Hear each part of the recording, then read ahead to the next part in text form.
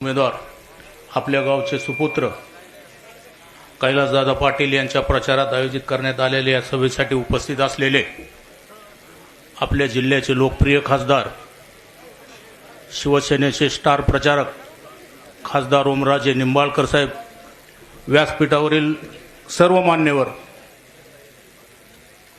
प्रत्येकाचं नाव घेऊन वेळ न वाया घालवता मला मी 2 मिनिट टाइम दिलेला आहे. लय बोलायचं होतं, माने साहेबांना अर्ध माझं बोलून घेतलं. मी माझ्या भाषणाची सुरुवात गद्दार विरुद्ध खद्दार अशी करणार होतो. गद्दार विरुद्ध इमानदार. आता आजकाल त्या फेसबुकवर एक स्टेटस यायले रोज, मी निष्ठावंत, मी निष्ठावंत, मी निष्ठावंत. अरे तो काल परवा दिवशी भाजपमध्ये होता, तालुक्याचा अध्यक्ष होता. जाऊ दे, तसलं मी म्हणत नाही, तू म्हण. तर त्यानं निष्ठाच हा शब्द इथं कळंब तालुक्यात तरी वापरावा का? प्रत्येक वेळेस त्यानं प्रत्येक निवडणुकीत शिवसेनेशी गद्दारी केलेली आहे. ओमदादापासून आठवा, कल्पनाताईपासून आठवा, मला आठवा. फक्त नशीबवान ठरले आमचे कैलासदादा, त्यांचा आणि त्याचा संबंध आला नाही. नाहीतर तुम्ही दादा रात्री फोनच घ्यायचा सोडून दिला असता. संध्याकाळी 7 वाजेपर्यंत ठीक असतो, व्यवस्थित असतो. संध्याकाळी 8च्या नंतर त्याच्यातलं काय जागा होतंय मला माहित नाही. स्वतःला मुख्यमंत्रीपेक्षा जास्त समजतो आणि काही वाटायला लागतो. तुला डोंगर दिला, ओके. तुला नदी दिली, ओके. पण दादा मला, ओमदादापेक्षा मला जरा कमी त्रास दिला. दादा ऐकून घ्यायचे, हां बोल, हां बोल. मी तसं करीत नव्हतो दादा. त्याला म्हणायचं तुला 10 मिनिटांनी फोन करतो. त्याच्यापेक्षा माझ्यात पॉवर जास्त यायची.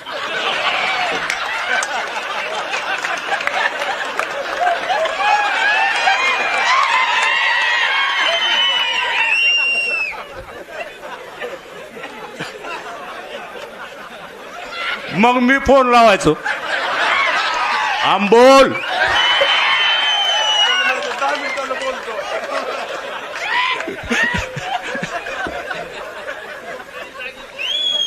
मजा येणाऱ्या प्रचारात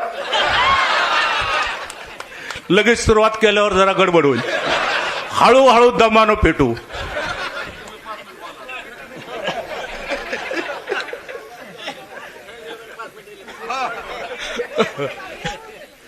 सुरुवात तर झाली. आता ज्येष्ठ मतदार बंधू भगिनी आहेत. आपण मतदान करताना 2 गोष्टी बघतो, एक पक्ष बघतो, दुसरा उमेदवार बघतो. आज आपल्या कैलासदादाला मतदान करताना आपण त्याचा पक्ष बघणार आहोत. त्या पक्षाच्या पाठीमागं कुठले पक्ष आहेत, कशी आघाडी आहे, कशी युती आहे, आपण हे पाहणार आहोत. कैलासदादाचा पक्ष इमानदारीचा पक्ष आहे.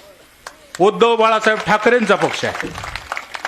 त्यांच्या पाठीशी 82-83 वर्षाचे या महाराष्ट्राला घडवणारे शरदचंद्रजी पवार साहेब आहेत. त्यांच्या पक्षाच्या मागं या देशात समानतेचं राजकारण करणारे इंदिरा काँग्रेस हा पक्ष आहे. आणि त्या पक्षाचे उमेदवार कैलासदादा आहेत, ज्यांनी आपल्याला मागच्या 5 वर्षात, असं मी सुद्धा कळंब तालुक्यात फिरत असताना एक सुद्धा असा मतदार किंवा शिवसैनिक भेटला नाही की दादानं माझं वाटोळं केलंय. भले 100 जणांचं चांगलं केलं नसल, पण एकाचं सुद्धा वाटोळं केलं नाही. अहो रात्र कष्ट करून कितीही वाजता फोन करा, कसल्याही अडचणीला समोर गेलेले आहेत. आता दुसरीकडे असं एक उमेदवार आहे, त्यांचा पक्ष आहे, ते पक्षच कुणाचा आहे हीच माहित नाही. बाळासाहेबानं काढला, उद्धव साहेबानं चलवला, मधीच ही म्हणला माझाच आहे, गेला घेऊन. त्याला पाठिंबा देणारा राष्ट्रवादी शरद पवार 84 वर्षाच्या सुलत्याला, काकाला या वयात त्रास देऊन, त्यांच्या हातून त्यांनी कष्ट करून या माणसाला शून्यापासून विश्व निर्माण करून दिलं. अजित पवाराला उपमुख्यमंत्री केलं. त्या माणसाचा पक्ष ह्याने चोरला. भाजपचं तर त्या फडणवीसचं नाव सुद्धा घ्यायचं ती माणूस लायकीचा नाही. महाराष्ट्राचं सगळ्यात वाटोळं जर कोणी केलं असेल तर त्या फडणवीसनं जाती जातीत भांडणं लावले, धर्मात भांडणं लावले, घराघरात भांडणं लावले आणि त्यांच्या नवरा बायकोत भांडणं लावले. आणि त्यांच्या पक्षातून जर काय हिरा सापडला, जसं काय त्यांच्या पक्षात उमेदवार नव्हता, भाजपकडून रात्रीत आणला आणि हिकडून उमेदवार दिला. आणि तसला माणूस संध्याकाळ शिवाय फोन त्याचा घ्यायचा नाही. असल्या माणसाला आपण निवडून देणार आहेत का? एक चांगल्या माणसाला आपल्या कळंब तालुक्याची शान आहे, या धानोरा गावची शान आहे, आपल्या सगळ्याचा अभिमान आहे. मी सुद्धा मुंबईला गेल्यावर मला विचारतेत कुठल्या पक्ष म्हणजे तुझा लोकप्रतिनिधी कोण आहे? कैलास दादा पाटील सांगितल्यावर ते माझ्या खांद्यावर हात टाकतात. इमानदारीच्या पक्षातला आणि खुद्दार माणसाचा कार्यकर्ता आहे. हे अभिमान आहे. तरी आपण याही वेळेस दादाला चांगल्या मतानं निवडून देऊ. त्यांची निशाणी मशाल आहे एवढं लक्षात ठेवून मी माझे 2 शब्द संपवितो. जय हिंद, जय महाराष्ट्र. आता याच्यानंतर आपले सर्वांचे लाडके मान्य आमदार कैलासदादा गाडगे पाटील हे आपलं मनोगत व्यक्त करतील.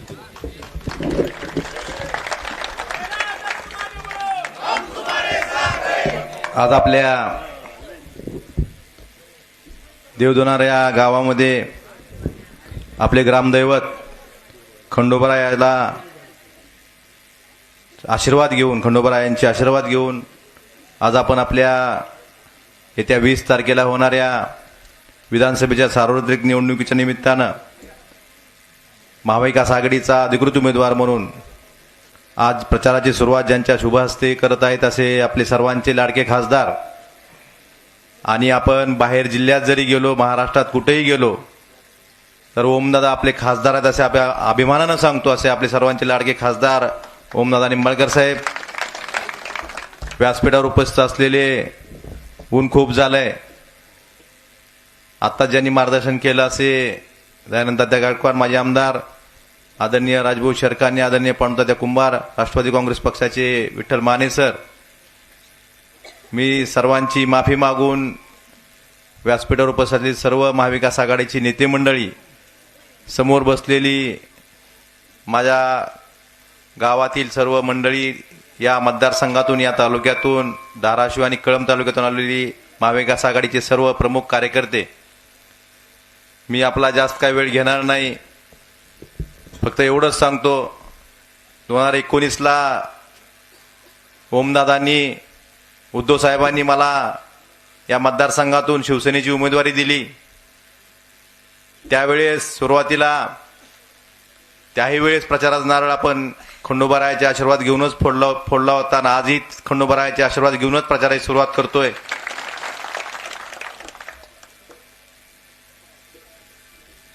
त्यावेळेस सुरुवातीला असं म्हणलं गेलं की हे उमेदवार बाहेरचे आहेत, पण त्याला उत्तर द्यायचं काम केलं तरी माझ्या देवधनाच्या लोकांनी केलं.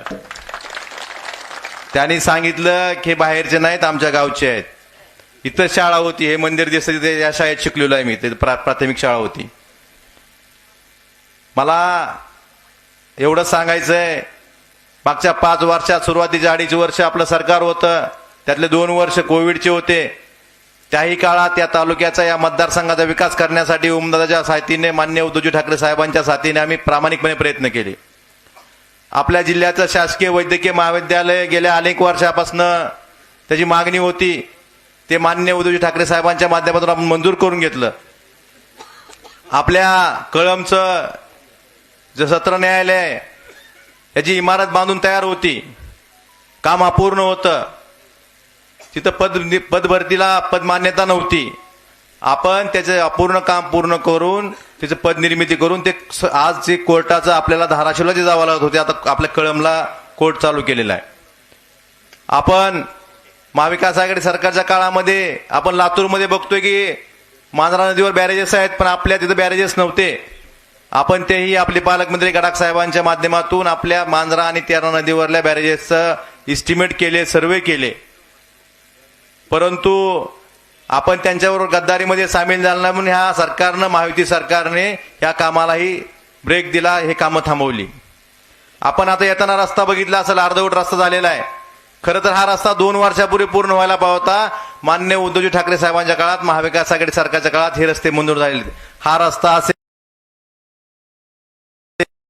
येडशी मोहा कळम रस्ता असेल, हसेगाव विटकूर रस्ता असेल, आपली ही रस्ते सगळे महाविकास आघाडी सरकारच्या काळामध्ये माननीय उद्धवजी ठाकरे साहेबांनी त्यावेळेच्या महाविकास आघाडी सरकारच्या माध्यमातून मंजूर केले होते. परंतु ह्या महायुतीच्या नेते मंडळींनी विकासाच्या गप्पा मारतात ही लोक, यांनी जाणीवपूर्वक यांच्याबरोबर गद्दारीमध्ये त्यांच्या सामील झालो नाही म्हणून माझ्यावरचा राग म्हणून ह्या मतदारसंघावरच्या लोकांवर राग काढला आणि या सगळ्या कामांना स्थगिती दिली. मला त्यासाठी मी विरोधात न्यायालयात, संभाजीनगरच्या उच्च न्यायालयात दाद मागितली. त्यानंतर सगळी प्रकरणं ही मुंबई उच्च न्यायालयात वर्ग झाली. मग मुंबई उच्च न्यायालयानं हे स्थगिती उठवून ही कामं आता चालू झालेली आहेत. परंतु ही कामं खरं तर 2 वर्षापूर्वी व्हायला पाहिजे होती. आज जे विकासावर बोलतील, उद्या येऊन भाषणं करतील, आम्ही विकास देऊ, निधी देऊ, विकास करू, त्यांना आपल्याला एकच प्रश्न विचारायचा आपण, तुम्ही विकास करायचं तर लांबच, पण महाविकास आघाडी सरकारच्या काळामध्ये जी कामं मंजूर झाली होती त्याला स्थगिती का दिली होती ह्याचं उत्तर आधी द्या, मग विकासावर बोला. जाणीवपूर्वक साधी गोष्ट सांगतो, आपल्या जिल्ह्याला एसटी बस आल्या. आपलं कळम आगार सगळ्यात जिल्ह्यात सगळ्यात जास्त त्यांना उत्पन्न देणारा आगार आहे एसटीचं. यांनी जिल्ह्यात सगळ्या बाकीच्या 3ही मतदारसंघात नवीन एसटी गाड्या दिल्या, पण कळमला गाडी दिली नाही का, तर इथला आमदार विरोधी आहे. मग एवढं द्वेषाचं राजकारण करणाऱ्यांना महाराष्ट्राचे सरकार म्हणून घ्यायची अधिकार आहे का? आज आपण बघतोय या सरकारमधल्या लोकांनी जातीमध्ये भांडणं लावली, माणसामध्ये भांडणं लावली. आपण सगळेजण शेतकरी आहेत. आपण शेतकऱ्यांना आज सोयाबीनचा भाव काय, लाखो रुपयाचा, एखाद्या कुटुंबाच्या उत्पन्नावर लाखो रुपयाचा वरवटा फिरवलाय आणि 1,500 रुपये देऊन लाडकी बहीण म्हणते. उद्धव साहेबांनी मुख्यमंत्री झाल्या महाविकास आघाडी सरकार आल्या ज्यावेळेस मंत्रिमंडळही पूर्ण नव्हतं त्यावेळेस कर्जमाफी केली शेतकऱ्यांची. ती काय निवडणुकीसाठी केली नव्हती, एका अंगठ्यावर कर्जमाफी केली. आणि उद्धव साहेब किंवा महाविकास आघाडीचे नेते मंडळी कुठं मेळावे घेत फिरले नाहीत, पैसे आले का म्हणून विचारत, कारण त्यांची भावना प्रामाणिक होती. आता लोकसभेला आपण लोकांनी त्यांना झटका दाखवल्यामुळं त्यांना लाडक्या खुर्चीची भीती वाटायला लागली म्हणून लाडकी बहीण आठवली. पण महिला सुरक्षित आहेत का? आपल्या बहिणी सुरक्षित आहेत का? आपल्याला लाडक्या बहिणीपेक्षा आम्हाला आमची बहीण सुरक्षित पाहिजे. आणि हे देशाचे आज राज्याचे जे गृहमंत्री आहेत, आज राज्याचे सरकार आहे, ह्यामध्ये आपल्याला वाटतंय का आपल्या बहिणी सुरक्षित आहेत म्हणून? त्यामुळे मला एवढंच सांगायचं की हे सरकार घालवण्यासाठी आपण सगळ्यांनी एकत्र राहणं गरजेचं आहे. आपण सगळे शेतकरी आहेत. 5 वर्षापूर्वी उद्धव साहेबांनी विश्वास दाखवला, ओमदादांनी विश्वास दाखवला, तुम्ही सगळ्यांनी विश्वास दाखवून मला निवडून दिलं. 2.5 वर्षापूर्वी सत्तांतर झालं. कशा पद्धतीने सत्तांतर झालं आपल्या सगळ्यांना माहित आहे. अशा वेळेस तुमच्याशी प्रामाणिक राहणं, पक्षप्रमुखाशी प्रामाणिक राहणं, ओमदादांशी आपण सर्व नेते मंडळीशी प्रामाणिक राहणं हे मला महत्वाचं वाटलं. आणि आज तुम्हाला एवढंच सांगतो, आज कुठेही तुम्ही गेलात, महाराष्ट्रात कुठेही गेलात, तर तुम्ही अभिमानानं सांगू शकता की आमचे आमदार खासदार हे इमानदार आहेत, आमच्या पक्षाशी, आमच्या जनतेशी इमानदार आहेत. आणि एवढंच सांगतो शेवटी की इथून पुढच्या काळातही तुम्हाला अभिमान वाटेल, तुमची कुठेही मान खाली जाणार नाही, अभिमान वाटेल असंच काम करून दाखवू. आणि एवढीच विनंती करतो की येत्या 20 तारखेला मशालीच्या चिन्हासमोर बटन दाबून परत एकदा आपली सर्वांची सेवा करण्याची संधी द्यावी, हीच विनंती आपल्या खंडोबा चरणी आणि आपल्या चरणी करून माझ्या शब्दाने विराम देतो. धन्यवाद. जय हिंद, जय महाराष्ट्र.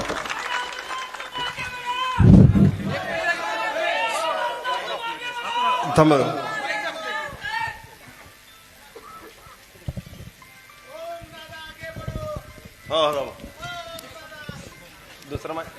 सर्वांना जय महाराष्ट्र.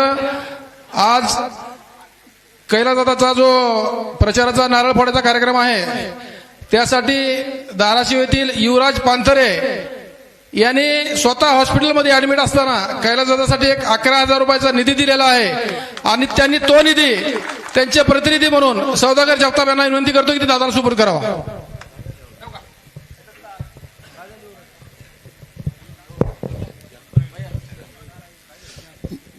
हो हो. आता मित्रांनो, 1 रुपया जरी इष्टीत पडला तर आपला पडला का म्हणून प्रत्येक जण खिशाला चाचपत असतो. त्या पद्धतीनं ज्यावेळेस आपल्या संसदेतले 14 खासदार फुटले, प्रत्येकाला 100-200 असे कोटीचे कोटी खोके दिले, त्या टायमाला सध्या आपल्या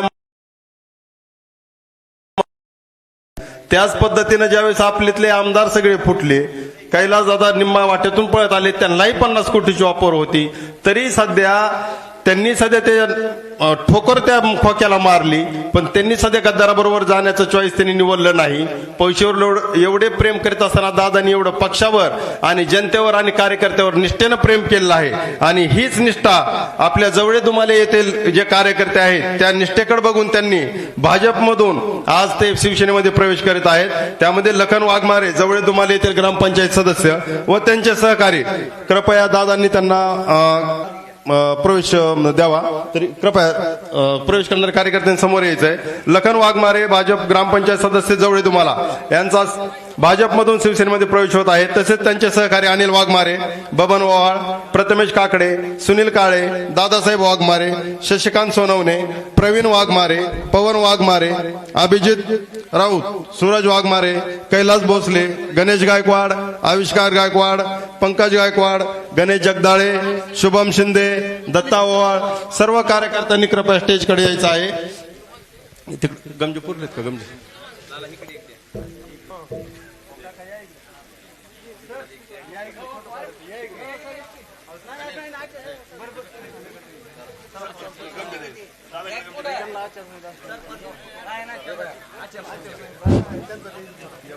या समोर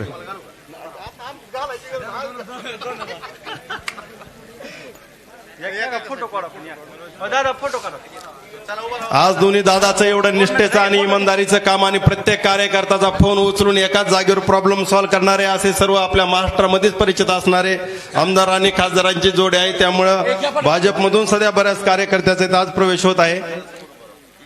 याच्यानंतर सर्व कार्यकर्ते हे निश्चितच दादाच्या भाषणासाठी उत्सुकता म्हणून एवढ्या उन्हात थांबलेले आहेत.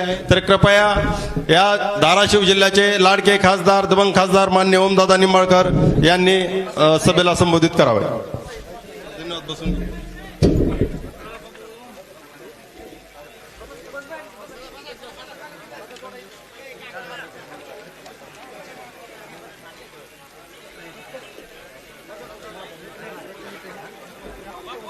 मला कल्पना आहे की तुम्ही सगळेजण उन्हात आहो. आपल्या नशिबाचा उन्हाळा मला वाटतं हटवायचा असेल तर 20 तारखेचं मतदान आपण चांगल्या पद्धतीनं करणं गरजेचं आहे, जेणेकरून 24 तारखेला हटल.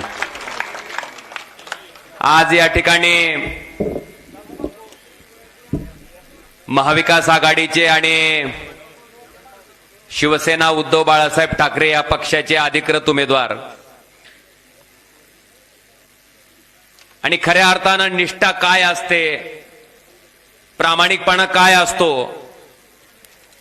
ज्या पक्षाच्या पक्षप्रमुखांनी आपल्यावर विश्वास टाकून उमेदवारी दिली आणि ज्या मतदारांनी त्याच्याकडे बघून आपल्याला मतदान केलं, त्याच्याशी कुठेही बेमानी न करता त्या 50 खोक्यावर लात मारून, मंत्री पदावर लात मारून इमानदारीनं आपल्या पाठीमागे उभा राहिलेले उद्धवजी ठाकरे साहेबांच्या पाठीमागे उभा राहिलेले या तालुक्याचे की आमदार कशा पद्धतीनं काम करू शकतो ह्याचं मूर्तिमंत उदाहरण महाराष्ट्राला दाखवणारे लोकप्रिय आमदार आणि उद्या भविष्यात निश्चितपणे त्यांचं भवितव्य उज्ज्वल आहे.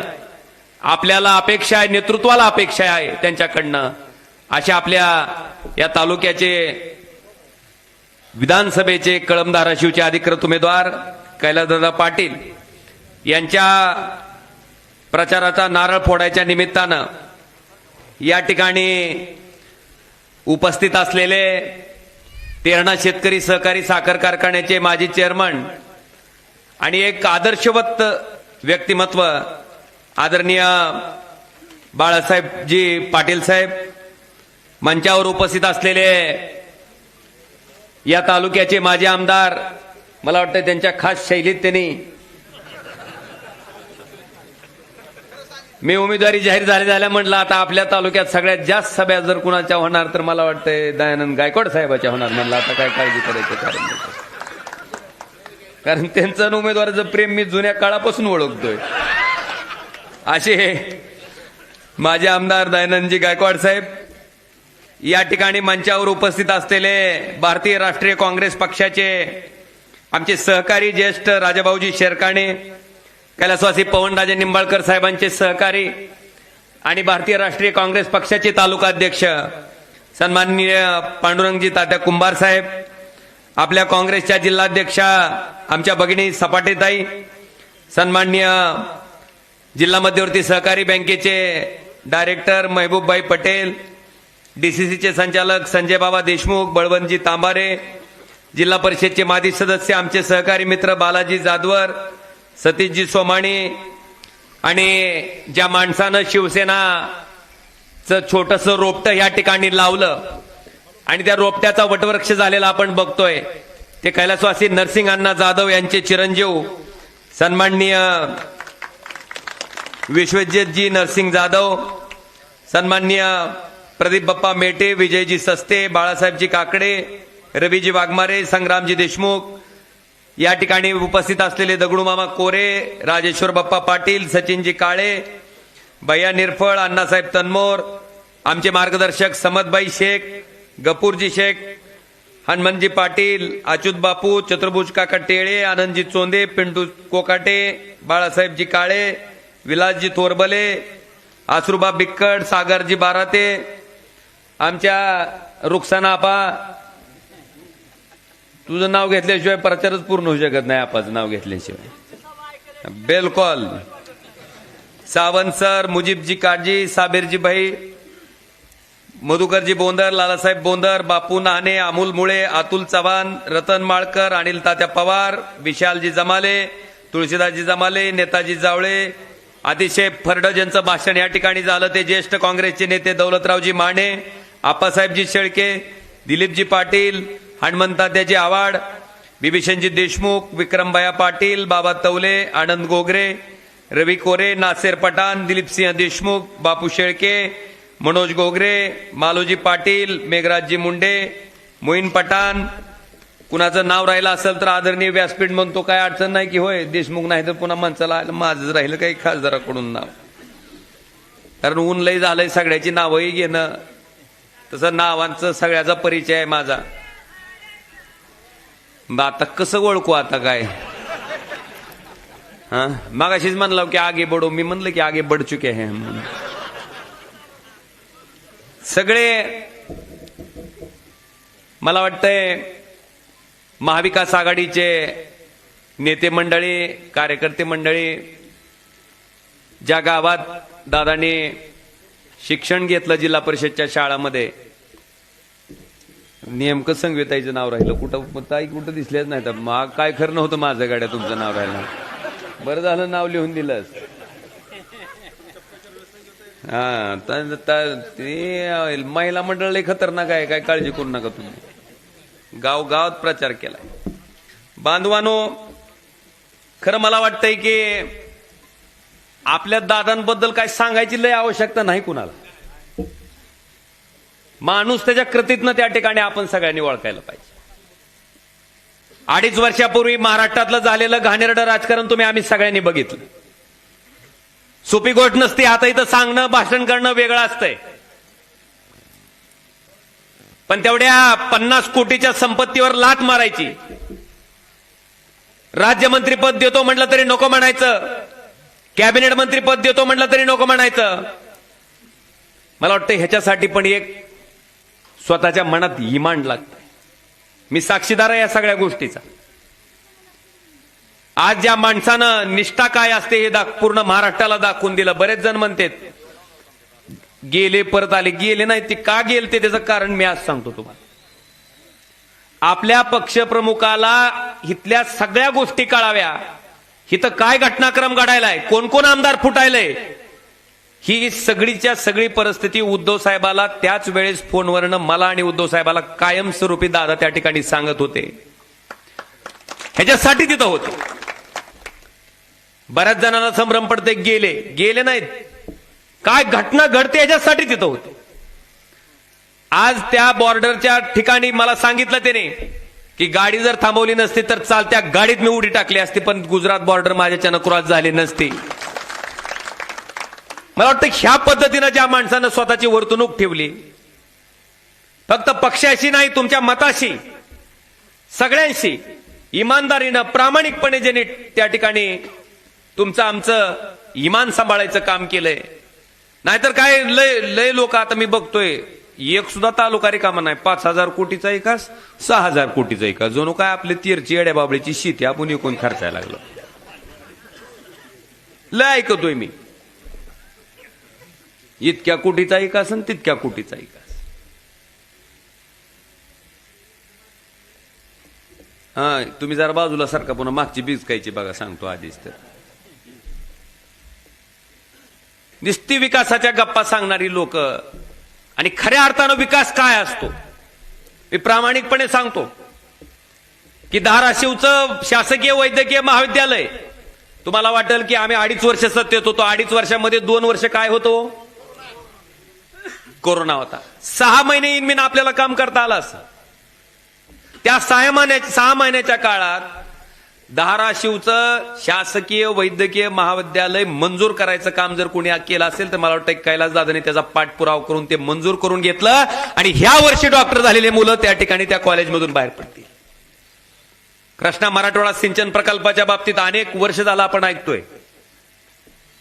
आपल्याकडची लोक बरेच सांगतात विकास करायसाठी झक मारली म्हणतात.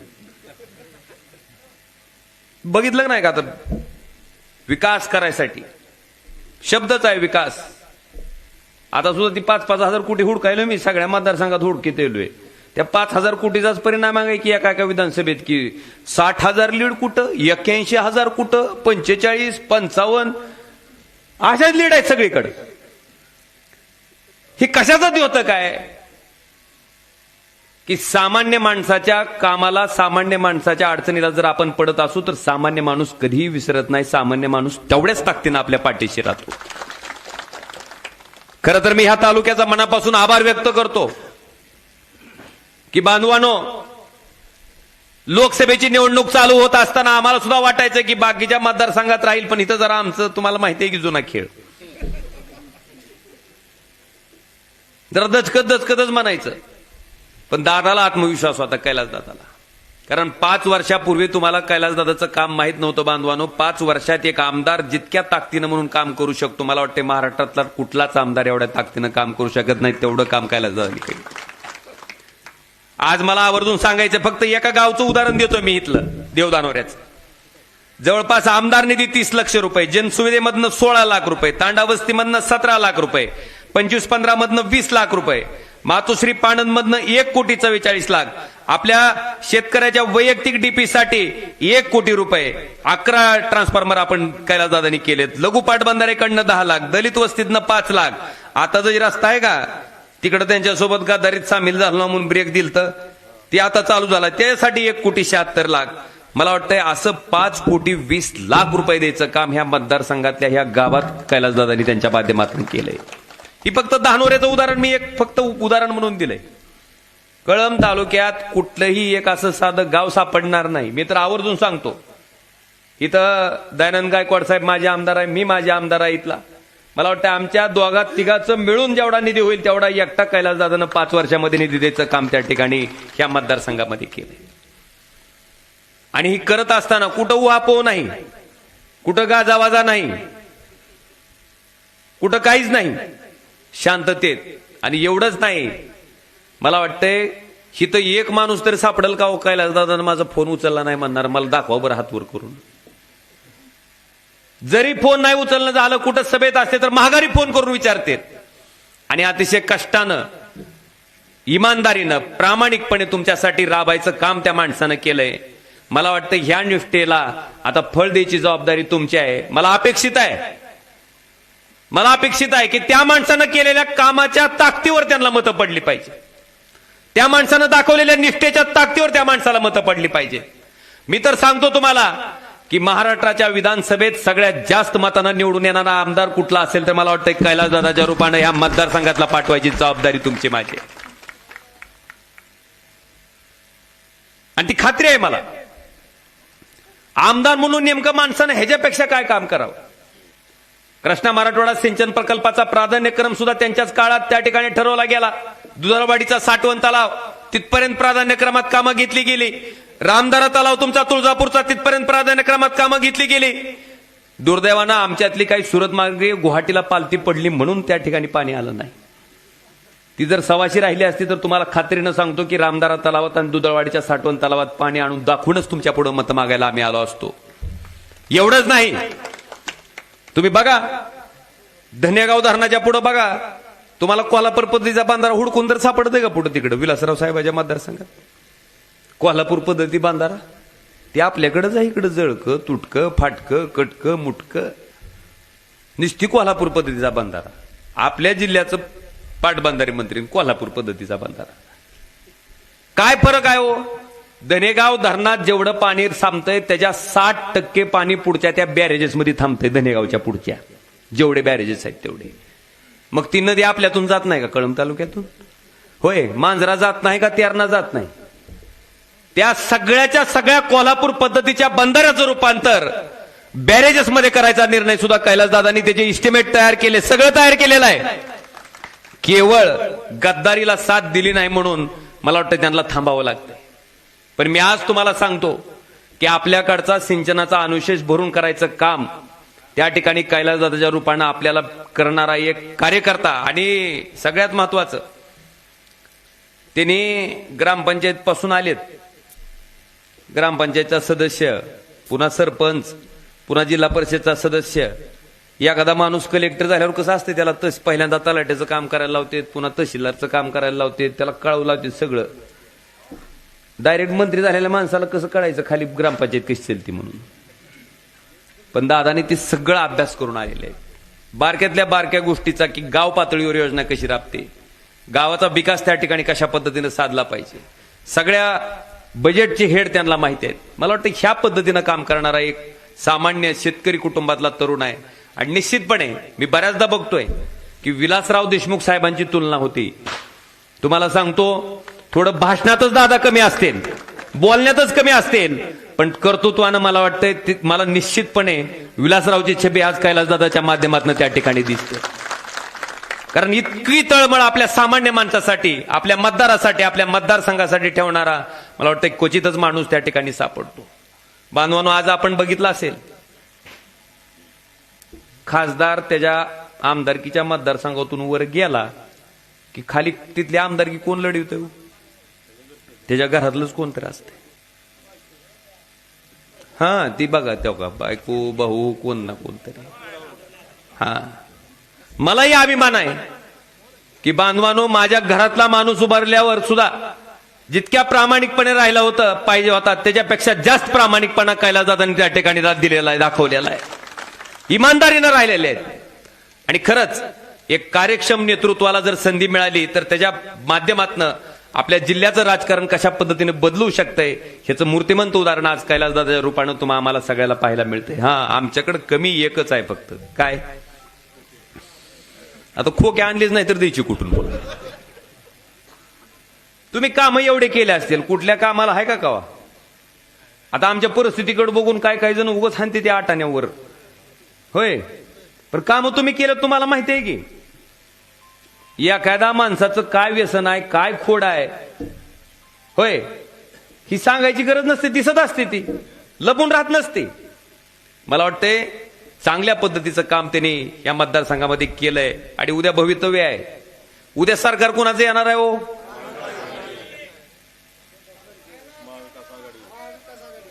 हम तुम्हारे पीछे नाही आगे है म्हणायचं तुम्ही. उद्या सरकार महाविकास आघाडीचं आहे. महाराष्ट्रातलं सगळं राजकारण तुम्हाला आता हो का लय सांगायची गरज नाही. मग खरंच आम्हाला कधी कधी आम्हाला स्वाभिमान अभिमान वाटतं, अरे आमच्यासारखी बरे भले पैसे नसतील आमच्याकडं, भले मोठ्या मोठ्या पदावर आम्ही कुठं काम केलं नसेल, पण निष्ठा काय असते आणि प्रामाणिकपणा काय असतो मला वाटतं निश्चितपणे महाराष्ट्राला दाखवून द्यायचं काम त्या ठिकाणी मला वाटतं ह्या कैलासदादाच्या माध्यमातून झालेलं आहे. तुम्ही बघितलं असेल ही काय शिवसेना पक्ष घेऊन अशीच मनानं फुटली ती का? काय कारण आहे खरं माहिती आहे का तुम्हाला? हा हा हा आता टप्पा बरोबर पडला बघ ईडी म्हणल्या एकनाथ शिंदे साहेबाचा एक जवळचा माणूस जेव्हा ईडीनं ताब्यात घेतला त्यांना तिथून भाजपवाले आता कोण दाब देत होतं काय नवीन सांगायची गरज नाही तुम्हाला. कसं करतो हा टरबूज का खरबूज बघा तुमच्या तुम्ही तिकडे कसं करतो. येतोच आमच्या सोबत पक्ष फोडून का जातोच ज्याला ती म्हणला मुख्यमंत्री झालेलं का वाईट आहे तिकडे ज्याला पालतं पडण्यापेक्षा गेलं तिकडे घेऊन पक्ष घेऊन सगळंच तसंच तेवढं होतंय नाही तेवढं तर बाई और बहनों 70,000 करोड का घोटाला किसने किया. आणि ती अजित पवार 7व्या दिवशी कोणच्या मंत्रिमंडळ कुणाच्या भाजपच्या आणि खातं कोणचं का म्हणले ह्यांना 70,000 कोटी खायचा माणूस आहे म्हणले ह्याच्यासारखा चांगला खाणारा माणूस कुठे आहे म्हणले दुसरा. आणि पुन्हा तिसरं कोण ही कटकारस्थानी कपटी भाजप ज्या भाजपनं महाराष्ट्रातलं राजकारण नासून टाकायचं काम केलंय शेतकऱ्याला देशद्रोहीला लावलंय इथल्या युवकाच्या नोकऱ्या त्या मोदीच्या पायाशी घालायचं काम केलंय. वेदांता फॉक्सकॉन सारखा प्रकल्प असल एअरबस सारखा प्रकल्प असल घालीन लोटांगण वंदीन चरण जाऊ दे गुजरातला. आणि तुमच्या नोकऱ्याचं काय वेदांता फॉक्सकॉन जर पुण्याला आला असता तर 2 लाख पोराला आपल्या नोकऱ्या मिळाल्या असत्या. कुठं घातला गुजरात गमाय.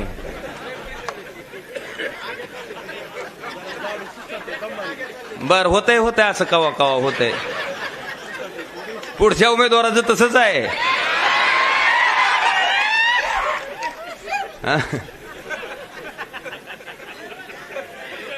गेला गुजरातला. अरे 2 लाख लेकराचे रोजगार कुणाचे बुडाले. आज एअरबस सारखा प्रकल्प आहे शेकडो त्या ठिकाणी लेकराला नोकरीच्या संधी मिळाल्या असत्या बुडाल्या कुणाच्या. ह्याचा विचार करणारा का नाही. मोदी पुढे ही ताटाखालची मांज राहती म्याव सुद्धा करू शकत नाही ती आवाजच नाही. तिथं महाराष्ट्राचा स्वाभिमान खंबीरपणे मांडणारं सरकारच पाहिजे. महाविकास आघाडीचं सरकार पाहिजे आणि कैलास दादासारखं नेतृत्व पाहिजे. बांधवानो आता शेतकऱ्याला जर न विचारलेलं बरं भाई और बहनों कैसा लग रहा है 8,000 का सोयाबीन 3200 में बेचने के लिए. कसं वाटायले झाली का नाही निश्चिती. 11,000 रुपये क्विंटलचं सोयाबीन आता 3200 न 3500 न 3800 न चालू आहे का नाही. ह्याचा विशाप कोण करणार का नाही. शेतकऱ्याला देशद्रोहीला लावलंय तरुणाला देशद्रोहीला लावलंय. त्यांच्या बाजूनं गद्दारीत साथ दिली की त्याला पैसे बघा तुम्ही कोट्यावधी रुपयाची कामं जनतेसाठी असते तर आमदारासाठी नाही. सगळ्याच्या प्रॉपर्ट्या वाढल्यात. मला आवर्जून कैलासदादाचा सुद्धा उल्लेख करावा लागेल. किती लाखाचे आहे दादा शपथपत्रात 22 का 23 लाख रुपये. हा मला सांगा बरं. हा मग 50 कोटीची असतो ती का ही होत. ही विचार आता तुम्ही करणं गरजेचं. जागर खाऊ का नाही.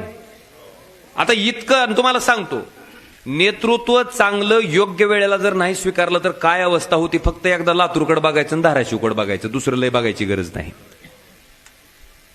लातूर जर आज आपल्या तालुका असलेला इतक्या पुढे जात असेल आणि आपला जिल्हा ज्याच्यात लातूर तालुका होता ती जर मागे राहत असेल तर कारणीभूत कोण आहे त्याला. हे मत कोण टाकीत होता. अजून करून थांबायचं नाही एवढंच करून थांबायचं नाही अजून अडवायचंय अजून जिरवायचं घे दणका. चुकीचा माणूस बसला रे की नुकसान कोणाला भोगावं लागतंय. आज महाराष्ट्रामध्ये सगळ्यात जास्त शेतकऱ्याच्या आत्महत्या होणारा जिल्हा कोणचा. दरिद्री जिल्ह्याच्या यादीत देशात क्रमांक 3चा जिल्हा कोणचा. ही भूषण आहे तुमचं. मला वाटतं ह्याचा विचार करा. ही निवडणूक येत राहील, निवडणूक जात राहील. बांधवानो, ही फक्त कैलासदादाला आमदार करायचे किंवा कुणाचं तरी सरकार बनवायचं इतकी मर्यादित निवडणूक नाही. ही निवडणूक धर्म विरुद्ध अधर्म आहे. ही निवडणूक संविधान वाचवण्याच्या विरुद्ध संविधान बुडवणारी आहे. ही निवडणूक लोकशाही वाचवणारी विरुद्ध लोकशाही बुडवणारी आहे. ज्या डॉक्टर बाबासाहेब आंबेडकरांच्या एका मतामुळे लोकशाही प्रगल्भ झाली, ज्यांच्यामुळे झोपडीत राहणाऱ्या माणसाला सुद्धा एकाच मताचा अधिकार आहे, आणि त्या ठिकाणी अंबानीच्या कुटुंबातल्या सुद्धा एका माणसाला सुद्धा एकाच मताचा अधिकार आहे. ही समसमान लोकशाही निर्माण ज्या डॉक्टर बाबासाहेब आंबेडकरांनी केली, ते संविधान जपण्यासाठीची ही निवडणूक आहे. जपणार का नाही? जपणार का नाही? आता इतक्या काड्या केल्यात, तुम्हाला सांगतो, सगळं काय पाहिजे तेवढ्या काड्या करून झाल्यात. आता पहिल्यांदा धर्मामध्ये भांडणं लावून बघितली. तिथं बघितलं हिंदू किकडे येतंय का, मुस्लिम किकडे येतंय का, पुन्हा एमआयएम उभा करायचं, त्यांची मतं तिकडे घ्यायची, ती प्रयत्न. त्याच्यानं भागणच गेलं. लोकसभेला कसा कुचा बसलाय पाटाडात. हा, आपण महाराष्ट्रात क्रमांक 2च्या लीड ना आलाव. तुम्हाला माहिती आहे का नाही? नाही तर ती बी माहित नसायचं. बॉम्बलायला 1 ला आला असतो, पण ती लय घोळ केलता. काय घोळ केलता? पहिल्या नंबरच्या मशीनवर 2 नंबरला ओमराजे निंबाळकर आपली चिन्ह, आणि दुसऱ्या मशीनच्या 2 नंबरला कोण निंबाळकर? हा, निंबाळकर. इथलं कुठला तरी मंगरुळ. हा, काही मंगरुळचं आमच्या गावचं आहे म्हणून सांगायला. त्याचं चिन्ह काय? चिमणी.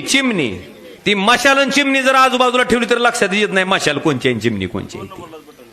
त्या पटुशानं 20,000 मतं खाल्ली. म्हणजे ती आपली मत आहेत. जर ही रडीचा डाव खेळला गेला नसता तर महाराष्ट्रात क्रमांक 1च्या मतानं निवडून यायचं भाग्य त्या ठिकाणी तुमच्या खासदाराला लाभलं असतं. जाऊ द्या, ती गेलेली संधी आता आपल्याला विधानसभेला आणायची आहे, आणि त्याच्यासाठी तुमच्या मताची आवश्यकता आहे. फार काही भाषण करावं, फार काही सांगावं याची आवश्यकता नाही आहे. सत्य बाजू कुठली आहे, असत्य बाजू कुठली आहे, आता चालू आहे तडाखा. लाडकी बहीण,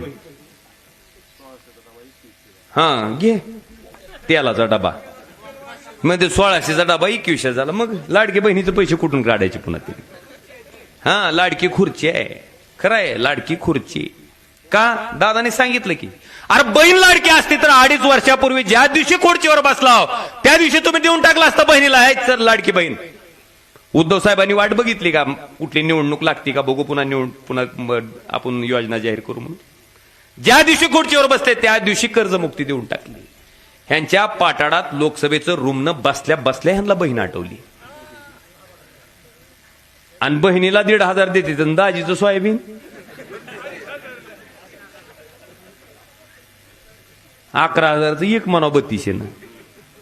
क्विंटललाच 7,000चा कुचा आहे एका. मला वाटतं बहीण सुद्धा विचार करेल आणि दाजी सुद्धा विचार करेल. ही निस्तं स्वार्थाचं सरकार आहे, आणि आम्ही सांगितलं ह्यांच्यासारखं म्हणून नाही. महाविकास आघाडीचं सरकार आलं तर ती योजना लाडकी बहीण ताकदीनं चालू राहील, आणि अजून वाढवून चालू राहील. असं यांच्यासारखं नाही कामापुरता मामान ताकापुरती आजी. करायचंय तर प्रामाणिकपणे करायचंय, जनतेसाठी करायचंय. ह्या भावनेतनं आपल्याला पुढे जायचंय. बांधवानो, आज मला तुमच्या सगळ्याकडनं एकच अपेक्षित आहे की दामोजीचा पाऊस लय पडणार आहे. आता लोकसभेला फक्त अतिवृष्टी होती, आता काय होणार आहे? पकडी आणत आहे ढगपुटी. हा, पैसे तुम्हाला काय नाही, एवढं घेतो तर तेवढं देतो म्हणणार आहे. ते कुठले आहेत पैसे? हा, हाणलेलं आपलंच देणार आहेत. हा, तुम्ही विचार करा. आणि पुढच्या उमेदवाराबद्दल काय सांगायची गरज नाही, खरंच आवश्यकता नाही. मी काम केलंय की एवढं जर देखणं असतं तर आणि एक सांगतो तुम्हाला, आता खंडोबाच्या दारात उभा आहे मी.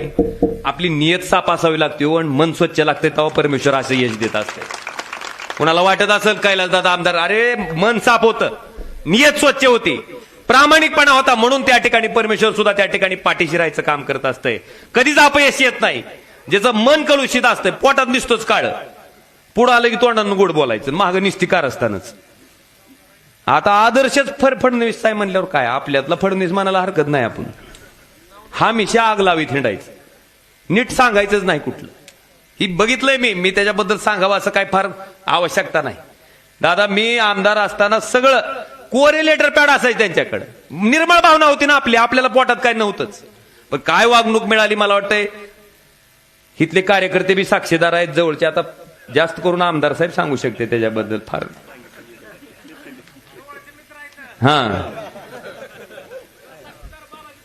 हा बालाजीराव तर सगळ्याच साक्षीदार आहोत. तुम्हाला आता साक्षी द्यायलाच बोलवायचंय कोर्टात सगळीकडे. असो बांधवानो, तुम्ही सगळ्यांनी आजपासून उगर रात्र वायऱ्याचे आहे. पैशाच्या ह्याच्या ताकदीवर सगळी मंडळी तुटून पडणार आहेत. आपल्याकडे फक्त कमी काय आहे, हित जरी नसतं तर ती वरच देणार आहे. का तर त्यांच्या गद्दारीत आम्ही सामील झालो नाही म्हणून. पाहिजे तेवढे पैसे टाकणार आहेत, वाटल तेवढे पैसे त्या ठिकाणी ढगपोटे नाही. आज काय तसा महापूर येईल ती सांगता येत नाही. पण बांधवानो, जसं कैलासदादाने तुमच्या सोबतचं इमान तोडलं नाही तशाच पद्धतीने तुम्ही सुद्धा आमच्याबद्दलचं इमान कुठं तोडायचं त्या ठिकाणी स्वप्नात सुद्धा विचार करू नका. हीच विनंती तुम्हाला मी त्या ठिकाणी करणार आहे. तुमचं मत असेल, तुमच्या बरोबरचं एक मत असेल, तुमच्या कुटुंबातला असेल, तुमच्या पाहुणाऱ्याचा असेल, हितला असेल, पूर्ण जिल्ह्याभरातला असेल, प्रत्येकाला त्या ठिकाणी सांगा की बाबा मशाल चिन्ह आहे. महाविकास आघाडीचे आपले 3 चिन्ह आहेत, तुम्हाला माहिती आहेत सगळे. मशाल आहे, दुसरं तुतारी आहे आणि तिसरं पंजा आहे. आता आपल्या मतदारसंघात मला वाटते मशाल आणि हाताचा पंजाचा आहे. तर जिथं असेल तिथं सगळ्यांना सांगायचा प्रयत्न करा, प्रत्येकाला जागृत करा. आणि दिवस लय थोडे राहिलेत, किती आहेत आता? कशाचं 3 तारीख आहे मास्तर, 17 दिवसातलं सुद्धा शेवटचा 2 दिवस प्रचार बंद असतो. पण ह्यांचा प्रचार त्या दिवशी चालू होणार. आणि माझं सुद्धा लोकसभेला तसं होतं, 3 दिवस किट करून टाकलं टोकूर माझं. हिथं पैसे वाटायले, त्या गलीला पैसे वाटायले. मी म्हणलं रातच्याला फोन करायला काहीतरी काम आहे म्हणून काय कर दादा लय पैसे वाटायले. म्हणलं तू बी झोप आणि त्याला बी वाटू दे सुखानं. म्हणलं तू झोप म्हणलं बरं शांत, तुला उद्या बूथवर बसायचे का नाही, त्याला काय वाटायचे ती वाटू दे. का म्हणलं त्याचं पैसे खर्च करून त्याच्या विरोधात मतदान टाकूनच त्याचा मात जिरणार आहे, असा जिरणार नाही. म्हणलं तू काळजी, त्याला वाटू दे म्हणलं काय वाटायचं ते वाटणार आहे ते. पण मला खात्री आहे की कळम आणि धाराशिव मधली स्वाभिमानी जनता तसल्या पैशाच्या आमिषाला कधीच बळी पडणार नाही, भूलतापाला बळी पडणार नाही, स्वाभिमानानं उभा टाकल्याशिवाय राहणार नाही. आणि आपल्या जिल्ह्याचं, आपल्या तालुक्याचं, आपल्या गावचा एक भूमिपुत्र, ज्या माणसाला तुमच्या सगळ्या समस्याची जाण आहे, अतिशय चांगल्या पद्धतीचं काम त्यांनी मागच्या 5 वर्षाच्या कालखंडामध्ये ह्या तालुक्यात केलंय. मला वाटतं त्यांना साजेसा विजय आपल्याला ह्या मतदारसंघातून, त्यांना चिन्ह काय आहे. आता अजून एक भानगड झाली. आपला बाण काय झालाय, बाण काय झालाय, बाण चोरलाय. चोरल्याला बाण घेऊन कोण आलाय. ही पक्क लक्षात ठेवा बरं का. ही म्हाताऱ्या कोताऱ्याला जरा माहित नाही. ती उगच बाण ती लय चाबरी आहे ती. आपल्या बाळासाहेबाचा बाण त्याला पै हाणलाय म्हणायचं. गप चोरल्याला बाण घेऊन नाटक करायला का म्हणायचं इथं. बाण चोरलाय म्हणून आपल्या निष्ठावंताचा, बाळासाहेबाचा, उद्धव साहेबाचं चिन्ह काय, काय चिन्ह आहे आपलं, काय चिन्ह आहे आपलं. जुन्या वयस्कर माणसाला नीट समजून सांगा, कारण बाणावर जास्त लोकांचा प्रभाव राहिलाय. पण बाण चोरीला गेलाय. रावणानं सुद्धा बाण उचलायचा प्रयत्न केला, बोकांडी घेऊन पडला होता. ती तुम्ही ठरवा. चिन्ह ही सांगचाल का नाही. अंग तस तिथे काढूच द्यायचं नाही, जळू द्यायचं नाही. मशाल म्हणल्यावर जरा जाण त्या लोकांना कळत नाही. तुम्हाला माहिती आहे का, पाईपलाईन फुटल्यावर आपण टॅम्पा करतो बघा. तुम्ही बघितलं पाईप गरम करायला टॅम्बा असते का नाही पाईपलाईनचा. मी केलेला आहे, मला माहिती आहे म्हणून म्हणलं. जसा टॅम्बा दिसतंय तशी मशाल आहे बांधवानो. हे चिन्ह झटकाचा आहे, काळजी करू नका. अख्या महाराष्ट्रात झटका आहे तर इथं का मिळणार नाही. असो, ह्या मशालीच्या चिन्हापुढचं बटन दाबून येणाऱ्या 19 तारखेला आपण त्या ठिकाणी, मला वाटलं जास्त आनंद सोयाबीनच्या भावानं कुच मला काय की मी बघायलो होतो कसं सारखं असं करावं लागते बाबा. ती मास्तर तपाशीत नाही का पुढचं खरंच विद्यार्थी ऐकायले का नाही, तसं झोपलंय का जागा आहे. पण 19 म्हणल्या कुचात आवाज आला, ऐ ईस ईस ईस म्हणजे जागा हो पक्क. म्हणून उद्याच्या 20 तारखेला मशाल या चिन्हापुढचं बटन दाबून महाराष्ट्रात क्रमांक 1च्या मताधिक्यानं त्या ठिकाणी कैलासदादाला विधानसभेत पुनश्च पाठवायचं काम आपण करावं एवढी विनंती करतो आणि रजा घेतो. धन्यवाद. जय हिंद, जय महाराष्ट्र. याच्यानंतर आभार प्रदर्शन लालासाहेब बोंदरे करतील. या ठिकाणी श्री ग्रामदैवत खंडोबारायाच्या चरणी आज प्रचाराचा माननीय आजचे उमेदवार उद्याचे लोकप्रिय आमदार कैलासदादा पाटील याचा शुभारंभ झाला. या पद्धतीने आत्ताच नुकतंच ज्यांनी भाषण केलं आणि ज्यांनी भल्याभल्याला घाम सोडला अशा या धाराशिव जिल्ह्याचे लोकप्रिय खासदार माननीय ओमराजे निंबाळकर यांचं आता नुकतंच भाषण झालं. या ठिकाणी उपस्थित असलेले माननीय दयानंदरावजी गायकवाड, पांडुरंग तात्या कुंभार, सर्व या स्टेजवर आलेले पदाधिकारी, सर्व महाविकास आघाडीचे नेते, या सर्वांचं मी मनपूर्वक आभार करतो आणि मी माझी रजा घेतो. जय हिंद, जय महाराष्ट्र. या